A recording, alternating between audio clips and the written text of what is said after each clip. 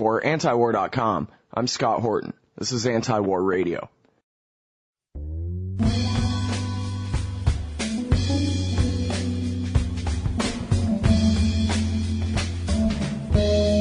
Introducing Patrick Cockburn. He's been quite credibly called the best Western reporter in Iraq. He's the Middle East correspondent for the independent.co.uk. Welcome back to the show, Patrick. Thank you for asking me. It's good to have you back here. And you've written a couple of articles about the Iraqi elections. Have you been there, or you're talking with your stringers that you have back there in Iraq, or how's that work? Well, I've been there quite recently, and I follow it pretty closely. And I've done the previous Iraqi elections. And it's also turned out to be much more interesting and significant than I think most people had imagined. Well, and the overall coverage of the Iraq War has really fallen off around here anyway. So, I don't think people know really too much other than apparently it was a pretty peaceful election. But as far as results, I guess they say Prime Minister Maliki and his Dawa party did well. Other than that, we don't really know. Yeah, I think it's pretty extraordinary the way Iraq has fallen off the media radar. This is a country still with 142,000 American troops in it. But one American news network I was talking to last time I was there said that they had an annual budget of $20 million for Baghdad, and they hadn't been on air for 50 straight days. So it's amazing how the story has gone from dominating the headlines to not being covered at all. Yeah, well, I guess, they decided that the surge worked and the war's over, basically. Everything's fine now. There's nothing left to cover except the great success. Yeah, and I think it almost became unpatriotic to say that maybe the surge didn't have much to do with it. And sort of doubting the success of the surge. I noticed during the presidential election that Obama hardly, reversed himself from saying at first that the surge hadn't worked too well to eventually praising it. I guess he'd been told that you can't say anything against the surge. It'll sound unpatriotic. Well, and I guess it would be too complicated to say, well, the surge worked if by worked you mean help the Shiites, the Shiite religious parties and their militias finish purging the Sunni Arabs out of Baghdad. You can call that working, but if that's success, it's kind of difficult when you actually define it that way. It's better to just stick with the slogan. Yeah, I think so. What's rather surprising is that now they seem to have decided that the surge, whatever it was, worked in Iraq, and we can do the same thing in Afghanistan, without, frankly, having much idea what the surge was in Iraq. But it's become a sort of symbol of success. But I think it was all generally propagandistic. And, there have been real changes in Iraq. The balance is right down. But this is the most important thing was really that we had a very vicious civil war in 2005 to 7 between the Sunni and the Shia, and the Shia essentially won it. That's really where the violence is going down now. Mm-hmm. Well, and as far as the election yesterday, let's stick with the Shia Arab side of the thing there. There are three, as far as I know, there are three real major power factions among the Shiite side, and I'm sure there are many smaller ones as well, but there's the Dawa party of Prime Minister Maliki, there's the Supreme Islamic Council of Abdul Aziz al-Hakim, and then there's the Mahdi army of Muqtada al-Sadr and his group there in Sadr City. So do you know yet how well these various groups did versus each other? I think I read in one of your articles that Dawa and the Supreme Islamic Council, where they used to cooperate, are now fiercely competitive with each other for power there. Yeah, there was the last election 4 years ago at the beginning of 2005, which was meant to introduce peace. In fact, it was a sort of prologue to this very vicious war. You had a Shia coalition, a coalition of Shia parties. Shia are the majority in Iraq, who held together and won the election. The coalition was called the United Iraqi Alliance. Now, that's split up entirely. You have the government party, Dawa, which was a small party of Nouri al-Maliki, the prime minister. Probably only had about 500 members when Saddam fell. And it has a long history of opposing Saddam, who started as a religious party, has become more secular. Now, what's really surprising about the election, this party has done really well, and seems to, particularly in Baghdad and Basra, which are the two largest Iraqi cities, it's done well among the Shia. I think because Maliki himself is quite popular. You know, what Iraqis really yearn for is some sort of personal security. Yes, you know, people are always saying to me, are things in Iraq better? Asking me, are things in Iraq better? And I always say yes, but they're better than the bloodbath we had a couple of years ago. People are still frightened when their children go to school. Are they going to be hit by a bomb? They're frightened of assassinations. It's still a very violent place. So there's a yearning for security, and Maliki is seen as having improved that over the last year. I think it's a sign that Iraqis want a strong centralized state back. They want some sort of order in their lives. After security, you know, they want jobs, and the state is the government's the main provider of jobs. The government's got all the money. The only money in Iraq really comes from oil. And after jobs, they want things, simple things like electricity, clean water, and sewage disposal. You know, there are parts of Iraq where you can see lakes of sewage on Google. You know, it's Google Earth. It's that bad. So they back a government that's going to provide this, unless they have some feeling. Only about half the people voted, so there are many of us cynical, but a lot of us think that maybe they're going to get this from Maliki. Mm-hmm. So basically, they're just voting for, you know, all things being equal, just kind of keep everything the way it is, no major changes. They're voting for change, but they think the only people who can introduce change is the government. And Maliki's had quite a good year. I mean, he's seen as having fought the Sadr's militias in April. Mm-hmm. He's seen as having demanded and got the U.S. leaving Iraq. That you know, he stood out against Bush originally, wanting to simply continue the occupation under a new status of forces agreement, a defense agreement with the U.S. And Maliki and the government demanded a timetable for U.S. withdrawal and eventually got that. U.S. Troops pulled out of the cities and towns and villages in the middle of the year. They pulled out of Iraq entirely at the end of 2 and 3 years' time. So he's seen to have been more of a nationalist leader, less of a religious leader, a sectarian leader, and his party has done pretty well. Mm-hmm. Well, and then, so the Supreme Islamic Council, which they're the most powerful of the Iranian-backed forces, right? And with their Badr Corps and all that, how did they do in the election? They did pretty badly. I mean, they weren't expected to do that well, but they seem to have done worse. You know, the final results aren't in yet, and the intermediate results aren't in yet. We have sort of pretty strong hints from lots of sources. And they themselves said, for instance, in Basra, you know, they only got 20% of the vote. Maliki's party got half the vote. I think the reason's simple enough, that they were in charge of most of the 9 out of the 11 Shia provinces, and they did pretty badly. People saw them as crooked, as racketeers, as running a sort of Tammany Hall systems for their friends and relatives and people who paid them money.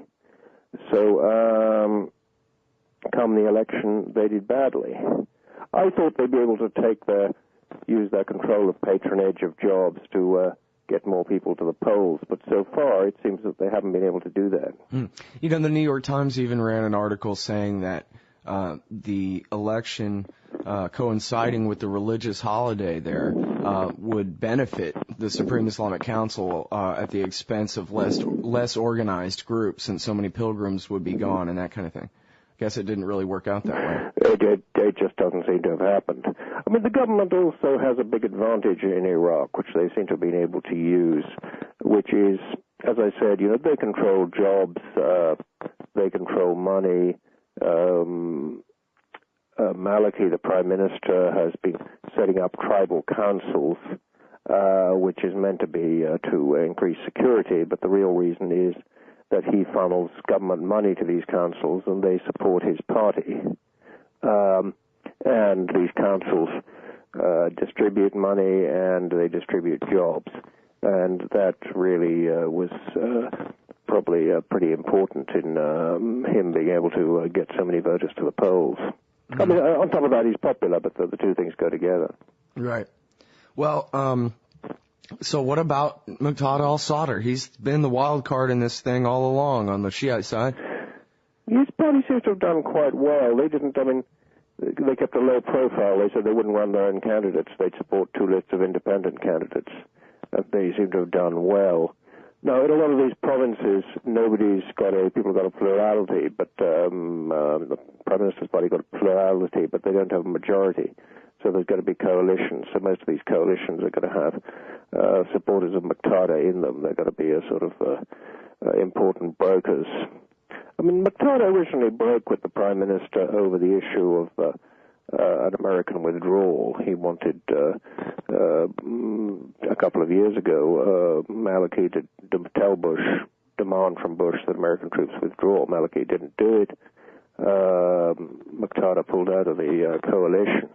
Now, of course, Maliki has got a U.S. withdrawal, so there's less reason for the Sadrists. There's no reason for them not to have a coalition with the government. And now he's still in Iran studying religious stuff then, or? Yeah, he's in Qom, the religious city in northern Iran. I think there's there are different ways of interpreting this. One is that he just wanted to pull out of politics for a time. The other is that he never for quite a long time wanted to fight the government supported by the U.S. Army. In fact, he never wanted to have a direct conflict with the U.S. Army because he thought his men would lose. Mm-hmm. So he was his policy was really of denying anybody a target. So when his men were fighting pretty well last year against the government, he stood them down and decided not to fight it out. Then he decided not to run his own candidates in the election, but to support independents, keep a low profile, probably until the U.S. has pulled out its troops. Well, in your book, they're strong. I mean, he's sort of come second or third in most of these provinces, so he's done quite well. Mm-hmm. Well, in your book, which is called Muqtada al-Sadr and the Shiite Revival in Iraq, that's a common theme throughout the book, really, is strategic retreat. He picks a fight, but then when it looks like his guys will actually, be endangered, he tells everybody to go home, put the rifles away, and wait it out. Yeah, I think he sees himself as a religious leader, secondly as a politician, and only thirdly as a military leader. And generally he's been pretty astute in that. There have been times when his guys wanted to fight to the end, which he's made every effort to make sure they didn't. And he stayed in business. The government gets stronger, but his main Shiite rivals, the Supreme Council, have got weaker. So he probably comes out stronger from the election. All right, now, so I guess, let's put off the Kurds for a minute, although it'll tie right into the next one, which is the Sunni side. The former insurgency is now called the Awakening Councils, or the Concerned Local Citizens, whatever the euphemism is, bought off former insurgents. And I believe in one of your recent articles, it was the last one or the one before that, I think, you talked about how there was a group called the Islamic Group or something. They, by default, won most of the votes last time because pretty much everyone else on the Sunni side boycotted the election. Yeah, that's the Iraqi Islamic Party. Last time around, most of the Sunni, or 20% of the Iraqi population, they're strong in the sort of north and west of Iraq, who are the heart of the rebellion against the U.S. occupation. Most of the Sunni boycotted the last election or were too frightened to go to the polls. So this one party, the Iraqi Islamic Party, did stood and got elected, though on a very small turnout in Anbar province, which is practically a third of Iraq, quarter to a third of Iraq, in western Iraq. There was only a 1% turnout in 2005, but these guys sort of won the election and formed the council ever since. Now, they seem to have done pretty badly in their the Sunni bastions, which are Anbar and Mosul, the northern capital, where more either the tribal awakening councils have done well. In Anbar or in the north, in Mosul, there's a sort of nationalist group that seems to have got about 60% of the vote there. Mm-hmm. So, I mean, there is a trend in both, among the Shia and the Sunni in Iraq that the religious parties have done badly, the more secular and nationalist parties have done better. Mm-hmm. I think there's a simple reason for this, that after when Saddam fell, the only opposition under Saddam which really survived were the religious parties. And Saddam had kind of discredited nationalism in Iraq and secularism. So the religious parties could come in. But after they'd been in business for 4 years, they kind of discredited themselves as well. Mm-hmm. So there's a sort of backlash against that and a shift back towards secularism. Well, it's interesting. You talk about Prime Minister Maliki basically representing a more and more nationalist kind of position rather than just the kind of strict Dawa party position from earlier days. And also, of course, you talk about the nationalism, relative at least to the old religious parties among the Sunni awakening. Is there any chance that the Sunni awakening types, the bought-off former insurgency among the Sunnis can really be integrated? I know there have been stories about them the national government beginning to pay them instead of the Americans, that kind of thing. Is there a chance that there really will be a single Iraqi army and a single state when America goes? I think, you have two things in Iraq. One, you do have an increase in sort of nationalism, but at the same time, when Saddam fell, the Shia replaced, who has 60% of the population, replaced the Sunni with 20% as the sort of dominant force in Iraq. And I don't think that's going to be rolled back. The government was always nervous that these awakening councils, who are all Sunni, who are all former insurgents, would be a sort of thin end of the wedge to bring the Sunni back into power, maybe with they'd get a lot of American backing. That's why they were so nervous of paying them.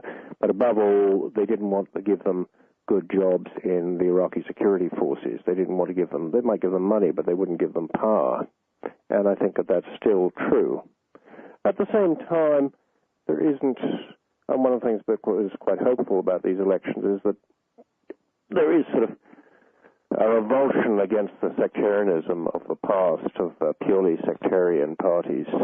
I mean, the Supreme Council, the Islamic Supreme Council of Iraq, the main Shia party, had Shia slogans on its website. There was no doubt where they were coming from. Now, the governing party is also Shia, but it's more secular. It doesn't, it goes out of its way to try and be more inclusive. So this is kind of a step in the right direction. Mm-hmm. And you can see it, both Sunni and Shia, it's the religious parties that have done badly. Well, so it's interesting, I think you've said it more clearly than anyone else that the Purple Finger election of 2005 really helped cause the Civil War. I mean, obviously Don Rumsfeld was already using the Shiite death squads in order to try to hunt down the leadership of the insurgency, cut the head off the snake, or decapitation strike, or whatever they call it over there. And that really helped precipitate it. But I guess if I could ask you to go back to that election, and I guess it was the Sunni boycott, and then the fact that the Supreme Islamic Council types ended up winning the most, the biggest proportion of the power in that election, that really helped precipitate the civil war that killed so many people over the next 3 years. Sure, yeah. I mean, first of all, remember this took place, the last election, although it was sort of presented as a big sort of turning point in favor of democracy.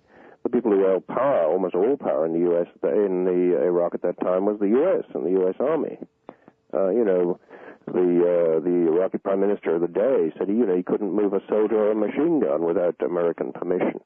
So it was really very misleading to ever suggest that this was a sort of proper democratic election in which power was distributed, that the Iraqis held power and power was to be distributed between Iraqis. A lot of Iraqis said whatever happens, this is the U.S. controls the country. Also, it was won by the Sunnis said, we don't accept the rules of the game. This is imposed by an occupation. We're not going to take part. So in a way, this election sort of showed, in the last time round, showed that the Shia were in charge. The Sunni didn't accept this. It really drew the sort of lines on the battlefield for the horrific sectarian slaughter which started later that year. I think one of the problems about Iraq is that even the simplest facts about what happened in Iraq were sort of are not really established in people's minds because George Bush and Tony Blair never admitted there was a civil war in Iraq. Although we had one of the nastiest civil wars that anywhere seen for years. With tens of thousands of people being dragged out of their cars and tortured and killed. After a glance at their ID. Now, the last election, sort of, as I said, drew the lines on the battlefield. This election, nobody has boycotted it. There have been disagreements about it. And also, there's no doubt that the Iraqi government holds real power now. The U.S. is pulling out. The green zone comes under Iraqi authority now. There are Iraqi soldiers at the entrances to the green zone. So it's much more real in terms of being a democratic way of deciding who holds power in Iraq. Mm-hmm. Well, so if the last one really didn't decide anything, or what did it decide then? I mean, as you say, the Americans held 90% of the power at the time. So how was it exactly that last election of 2005 helped make the Civil War worse or helped get it started? Well, it sort of showed that the Sunni were taking over in alliance with the Americans. The Shia, you mean? With the Kurds. The Shia, you mean? Oh, sorry, I meant to say Shia. Yeah. So it sort of showed that, okay, they don't have the power yet, but this is the way it's going to be. The Sunnis had lost out big time. And the Sunni can drop dead. Yeah. I think also, the atmosphere in Iraq has changed. The things that made Iraq such a sort of battlefield the last few years was, the battles obviously between the different Sunni, Shia, and Kurd, the battle against the U.S. occupation. And also, just as soon as the U.S. Army took over Iraq, it really started threatening the Iranian, Syrian, and other regimes. That meant that all the regimes around Iraq had a reason to intervene, to keep the pot boiling. Mm-hmm. I remember the present Iraqi Foreign Minister, Hosha Zebari, saying to me at that time, he said, look, Patrick, none of the regimes, none of our neighbors want the U.S. occupation to succeed. They all felt threatened by it to a greater or lesser degree, whatever they said in public. Now that the U.S. is going, there's much less reason for the Iranians or the Syrians or anybody else to intervene in Iraq. And also there'll be more resentment within Iraq against foreign intervention. So that helped stabilize the place as well. Oh, yeah, because the Iraqis they resented the foreign intervention, not just by us, but by the Syrians, the Iranians, and everybody else. Sure, yeah. I mean, the Iraqis never believed. They're kind of cynical people. I mean, they've been occupied by an awful lot of different countries, Britain and Turkey and Iran in the past, as well as the U.S. They never believe any of what the Americans or the Iranians said about having the interests of the Iraqi people at heart. They always thought they were in Iraq for self-interested reasons. Mm-hmm. Now, if I can ask you one more question about the Civil War as it was. and I think I've asked you this before, and I believe, if I remember right, you said that you knew, but so forgive me for being repetitive, but I just wanted to get this clear in my head. It seemed like there's a lot of mystery, depending on who you ask, about who was actually responsible for the bombing of the Golden Domed Mosque in Samarra in early 2006, which was defined as, a major turning point on the way to hell there. Yeah, I think it may be sort of a little exaggerated. Yeah, there was a tremendous explosion of rage, but the killings were pretty horrific before that. I mean, it was going in that direction even before the Samarra bomb. I think that was, it was certainly done by extreme sort of Sunni insurgents, I think, I think that they sort of planned to precipitate a civil war, which they thought they might win. I think they also thought the other Sunni states would come in and help them, Egypt and Jordan and Saudi Arabia and so forth, and that never happened. And do you know of any reason to be suspicious that it was really just the Americans were doing it, trying to foment a crisis? No, I don't think so. I think that, I think America was always at sea. I think that's over-conspiratorial. I think that, what happened was the end of it may be in the early days somebody had the really stupid idea. I mean, I'm sure somebody did have the really stupid idea that the Shia sort of death squads would act against the anti-American resistance, and that was to a degree true. But of course, as soon as they started doing that, the whole Sunni community became terrified and started giving their support to the resistance. So if that was the plan, it certainly didn't work. Yeah, the El Salvador option, they called it in Newsweek. Yeah, I think that there were those who thought things would work out that way, but it just worked out the opposite. One of the reasons that the insurgency and also the extreme sort of Sunni, Salafi, jihadi militants got support was just their own community was terrified of Shia retaliation.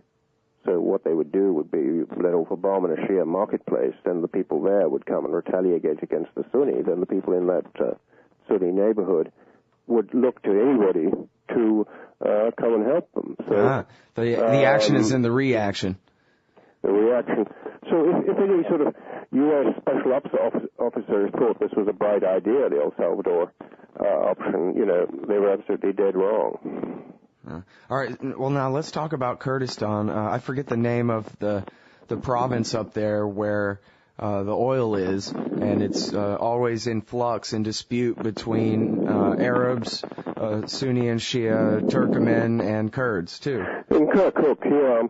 There wasn't an election this time around in Kirkuk, but that was one of the things that kept delaying the election was that the Kurds didn't, the differences over the elections that the Kurds wanted a straight vote, the others wanted each community to be allocated so much. So that was put to one side. There was no vote in the 3 Kurdish provinces in sort of autonomous Kurdistan. There was no vote in Kirkuk, but in the other 14 provinces there was a vote. So that's undecided. I mean, but there are important changes because of these elections in relations between Arabs and Kurds. In Mosul, which the Kurds have kind of run in association with the Americans over the last 4 or 5 years, the Sunni have taken over the local council. I think they'll be much tougher. I mean, this province around Mosul is called the Lebanon of Iraq. It sort of is very divided between Kurds and Arabs, but also various Christians and believers in strange religious minorities. But there's certainly a setback for the Kurds there. So I think that overall the Kurds will be worried because the central government has been strengthened, that the Sunni Arabs look somewhat stronger, and the big Kurdish ally among the Shia, the Iraqi Supreme Council of Iraq has suffered serious losses. So their alliance I think the Kurds will worry about that. Yeah, their alliance with the Dawa party is much less strong than the. It's less strong, and Maliki has been presented himself as the guy who's going to keep order with the Kurds, which both Sunni and Shia like. It's a popular nationalist line to take. On the other hand, the people who run Iraq are really an alliance between the Shia Arabs and the Kurds. I don't think either side really wants to abandon that. Yeah. All right. Well, so then let's really cut to the chase here. You said it a few times. They have a withdrawal agreement, and they're going to get it. Is that right? Oh yeah, I think so. But I think that that Iraq is becoming an independent state again. American influence is going down. One of the reasons, in 2005, nothing worked as you had these elections, but the government, was delegitimized by the fact that it was regarded as a pawn of the Americans. And although these elections are quite successful, half the people didn't vote. A lot of people are still very cynical. They see the government as kind of a racket, run by a bunch of kleptomaniacs who basically want to get all the oil revenues for themselves. So not everybody believes that, but an awful lot do. So, they're not out of the woods yet. But, I think certain quite positive things have happened that the U.S. is going. I think that was essential for a legitimate government in Iraq. And also the more secular and nationalist parties are doing well, which means that the one thing that people who were against with the withdrawal always said, and they said it from the beginning, was if the American troops pull out, there'll be a bloodbath. People started saying this in 2003. Well, the Americans stayed, and there was a bloodbath. Now the Americans are departing, and it looks, hopefully, as if there will be no bloodbath. Well, we talked with Gareth Porter yesterday, and he's reporting about how General Petraeus and General Adierno are already working to establish a narrative that if there is any kind of increase in violence, that it's all Obama's fault for getting the troops out rather than the fault of their brilliant plan or whatever their service. Yeah, when generals are like that, they want somebody else to carry the can for that. But I think that there was, Iraq's such a complicated place, but there's a very simple thing and a pretty obvious thing, which is when you had an Iraqi government which only survived because of U.S. military support, it didn't have any legitimacy in the eyes of ordinary Iraqis, whether whether it was elected or not.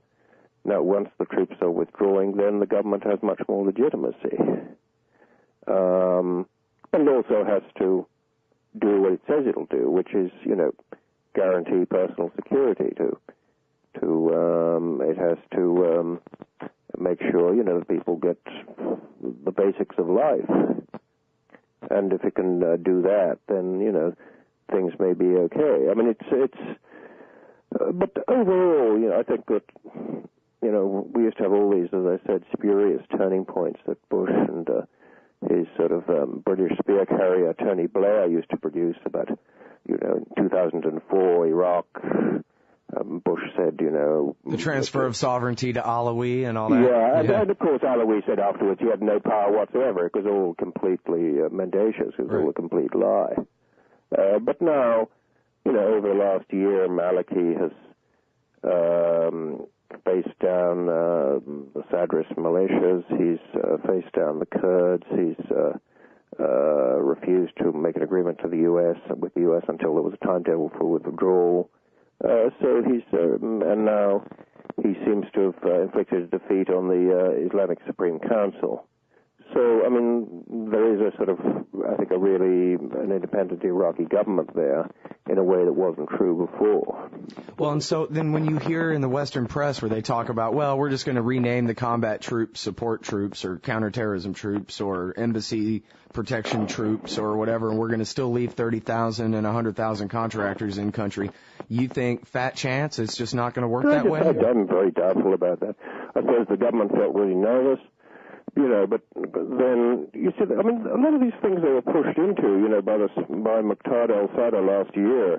They didn't want to be outflanked on as nationalists, that they, Muqtada demanded a total U.S. withdrawal. Eventually, they demanded a total U.S. withdrawal. Right. I mean, when you broke the story on the sofa last spring, it had 58 bases forever and ever. Yeah, this is a continuation of the occupation. That's one of the things that strengthened the government, was it refused to go along with this. So I think that the idea that somehow, all this is an accomplishment of the surge, that the U.S. should keep troops on and just give them a different name. I'm very dubious about this. I think the government maybe might get nervous, but overall, Iraqis want to be independent. They don't want any U.S. troops there. Well, I guess to me, still the sticking point is, does their will really matter in it? I mean, if the Americans want to stay, are the Iraqis really going to be able to make them leave? Sure, yeah. They've got a great big army, Do they have a great big army? How great big? They've got a couple of 100,000 men. But, also it's just very difficult for the U.S. to stay, if the Iraqi government wants them to leave. And also they've signed an agreement to leave.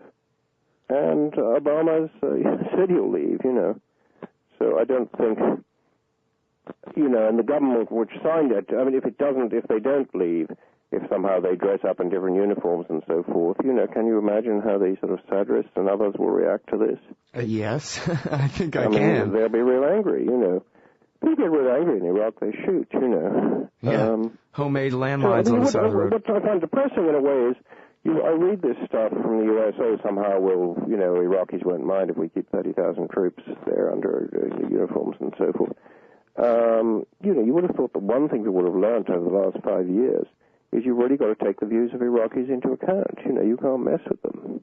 At the beginning, after the fall of Saddam, certainly when, the U.S. occupying Baghdad, they thought Bremer and company, the first U.S. envoy, the key thing was they thought it doesn't matter what Iraqis think. We defeated them in 3 weeks. They're nothing.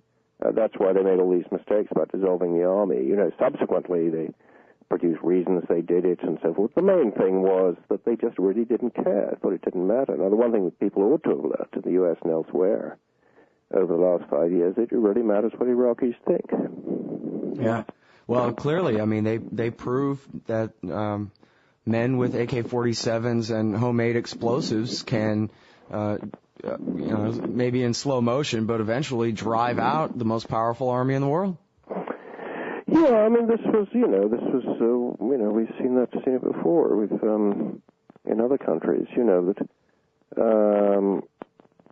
but one thing that I didn't notice is that because, the history of Iraq was sort of, the Bush administration, I think, was much keener always to win victories in the, political victories back home in the U.S. than it was to do anything in Iraq. That was always its priority.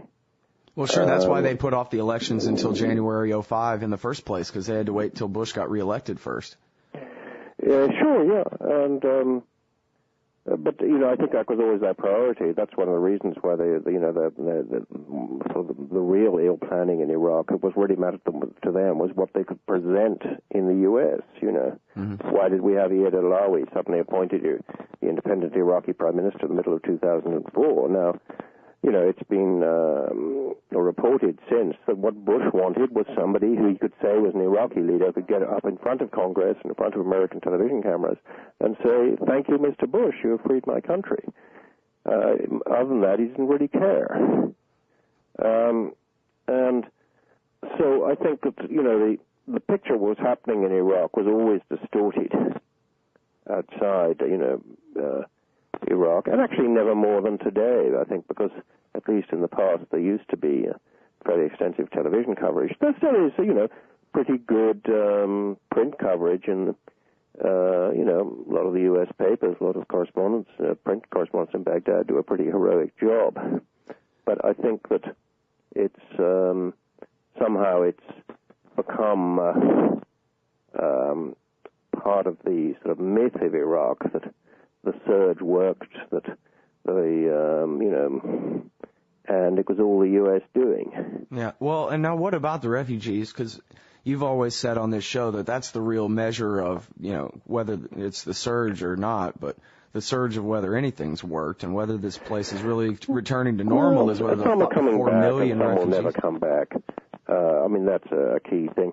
Life is still pretty miserable in Iraq for people, and it's not going to get much better, particularly as the price of oil is down.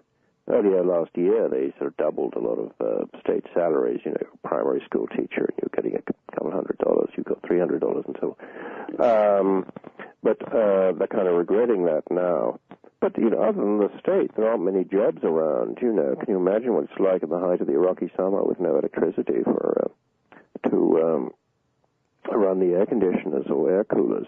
Was there any kind of economy at all? I mean, how much of a private economy is there? Well, it's a pretty low level. It's difficult to run it's pretty difficult to run a modern city or any kind of economy if you don't have enough electricity, Yeah. You can't really run industrial plants, And other things, That's puzzling to me, too, though, is it's been years. Who had some medical condition, not that bad, but he had to go to Jordan to get a decent doctor to diagnose it. Oh, even to diagnose it, much less take care of it, he went to various other doctors, but he was telling me, just the doctors he went to were the ones who just really couldn't get a job anywhere else, or they were just out of medical school and they hadn't been taught by proficient people. Right, because the regular Iraqi doctors were the kind of people who had the resources to be able to flee to Syria or Jordan a couple of years ago. Yeah, and get a job in a hospital in Cairo or Damascus or something like that. So why is there... The government's been trying to get some of them back, and a few come back, but people are telling me the ones that come back are not very good ones. Well, why is there still no electricity? I mean, it seems like, this is a technology that was pretty much perfected quite a few generations ago. The main shock and awe war against the Iraqi state itself was over years ago. It seems like basic electricity. I think initially, because U.S., I think it was more the mismanagement, that when they came in,